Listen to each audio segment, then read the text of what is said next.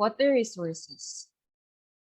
Water is defined as a colorless, transparent, odorless liquid that forms the seas, lakes, rivers, and rain and is the basis of the fluids of living organisms. Water physical attributes. Water can occur in three states: solid, liquid, and gas. The hydrologic cycle. The water cycle, or hydrologic, is a continuous cycle where water evaporates, travels into the air, and becomes part of a cloud, falls down to earth as precipitation, and then evaporates again. So water resources are also characterized or identified through forms and distribution. First is oceans, which is familiar with us. Oceans is defined as a continuous body of salt water that covers more than 70% of the Earth's surface. Next is ice and snow. Snow and ice are two different forms of water that are considered one of the same according to many. Ice is a frozen form of water. Snow is a frozen precipitation consisting of hexagonally symmetrical ice crystals that form soft. Next is the groundwater. Groundwater is water that exists underground in saturated zones beneath the land surface. Next is lakes. A lake is a body of water that is surrounded by land. There are millions of lakes in the world. Another one is rivers and streams. These are bodies of flowing water moving on another. And last is the wetlands and soil moisture. Wetlands are areas where water covers the soil or is present either at or near the surface of the soil all year or for varying periods of time during the year, including during the growing season, while soil moisture refers to the amount of water contained within a soil sample. Type of water uses. Upstream uses, in-stream uses. Upstream uses. First is agriculture. Under agriculture is irrigation. Crop irrigation consumes 2 to 3 of water withdrawal. Evaporation and seepage from unlined irrigation system are physical water losses. Irrigation is the artificial application of water to the soil through various systems of tubes, pumps, and sprays. There are three types of irrigation system: flood irrigation, sprinkler irrigation, and drip irrigation. So, thermoelectric. Water is used in production of electrical power. Thermoelectric um, is used in the process of generating electricity with steam driven turbine generators. Industrial. Industries need water to cool down their machinery to a temperature that allows the manufacturing process to keep going. So, mining. Water is used for the extraction of minerals that can be in form. So, domestic water is used in is the consumption of for the household purposes, both indoor and outdoor.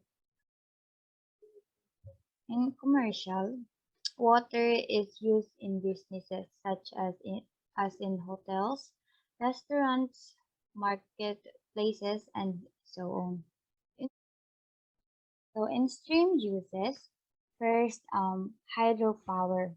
Hydropower is used for falling or fast running water to produce electricity. Or second is recreation. Third is navigation. Navigation is many different kinds of boats. Boats and ships are used on rivers and ocean to move people and products from one place to another. Lastly is the ecosystem support. Water availability. Water availability is the quantity of water that can be used for human purposes without significant harm to ecosystems or other users. Under the water availability is Earth's water. About 71% of the Earth's surface is water covered, and the oceans hold about 96.5% of all Earth's water. Next one is water stress and water scarcity. Water scarcity refers to the volumetric abundance or lack thereof of fresh water resources, while water stress refers to the ability or lack thereof to meet the human and ecological demand for fresh water. Freshwater shortage. Water covers 70% of our planet, and it is easy to think that it will always be plentiful. However, fresh water, the stuff we drink, bath in, irrigate our farm fields with, it is incredibly rare. Only 3% of world's what water is fresh, and two-thirds of that is stacked away in frozen glaciers or otherwise unavailable for our use. There are factors that cause freshwater shortage. One, climate change. As a human, continue to pump more than carbon dioxide and other greenhouse gases into atmosphere, water or weather and water will change around the world. Pollution. Water pollution comes from many sources, including pesticides and fertilizers that wash away from farms, untreated human waste, water and industrial waste, even agriculture. Agriculture uses 70% of the world's accessible fresh water, but some 60% of this waste due to leaky irrigation systems, inefficient application method, as well as the cultivation of crops that are too thirsty for the environment in which they are growing. Four is the population growth. In the last 50 years, the human population has more than doubled. The rapid growth with its accompanying economic development and industrialization has transformed water ecosystem around the world and resulted in a massive loss of biodiversity. Water use problems. Overuse of fresh water in household settings. Overusing or wasting household water limits the availability of it for other communities to use for drinking, cleaning, cooking, or growing, and thus contributes to disease, illness, or agricultural scarcity and starvation. Next is overuse in agriculture.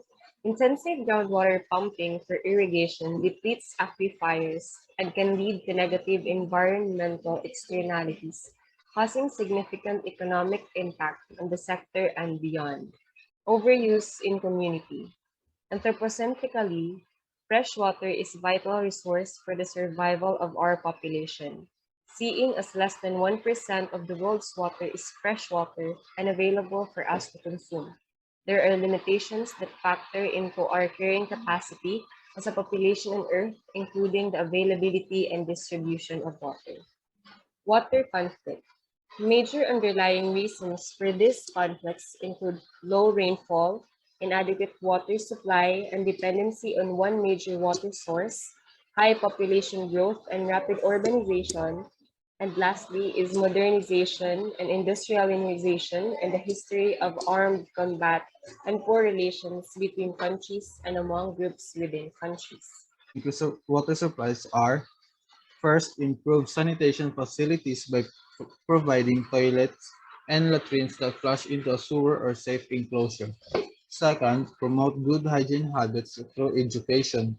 Proper hand washing with soap and water can reduce diarrhea cases by up to 35%. Third, implement rainwater harvesting systems to collect and store rainwater for drinking or recharging underground aquifers. Build wells to extract groundwater from underground aquifers. Fourth is provide home water treatment capability through the use of filters, solar disinfection, or flocculants to make drinking water safe. And last, promote low-cost solutions such as chlorine tablets or plastic bottles that can be exposed to sunlight to improve water quality. Watershed management. A watershed is a connected series of streams, rivers, and lakes that collects water from a specific area of land. Watersheds are important habitats for animals and plants, and offer a source of drinking and recreational water for many communities. Objectives: the rehabilitation of graded lands, the protection of soil and water resources under land use system that produce multiple products of land, the enhancement of water quantity and quality. So the strategies: managing watershed land use practice, managing riparian area, vegetation type conversion, water harvesting, and water spreading. Multipurpose water resource management. Water resource management is the activity of planning, developing, distributing, and managing the optimum use of water resources. There are some tips on how to save water. 1. Increasing water resources start from all of us. 2. Don't flush every time you see the toilet. 3. Take shorter showers. 4. Don't wash your car so often. 5. Don't let the faucet run while washing hands, dishes, food, or brushing your teeth. 6. Don't run the dishwasher when half full. Thank you for listening.